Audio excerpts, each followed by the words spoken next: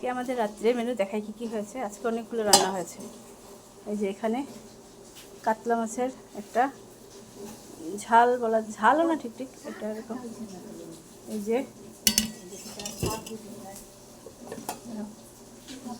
এখানে কি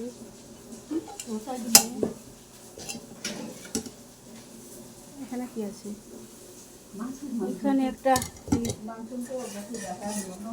এখানে আছে ইলিশ মাছ। এই যে এটা ইলিশ মাছ। আর এখানে কি আছে, এখানে আছে পনির। এখানে কি, এখানে চাটনি দেখাই, আরও আছে, আরও অনেকগুলো আছে।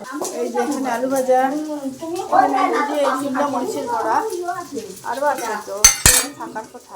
ওইখানে ডাল ডাল আছে। আর এখানে কি, এখানে এই যে মাছের তেল ভাজা হচ্ছে। আর আছে খাড়ি ভাত।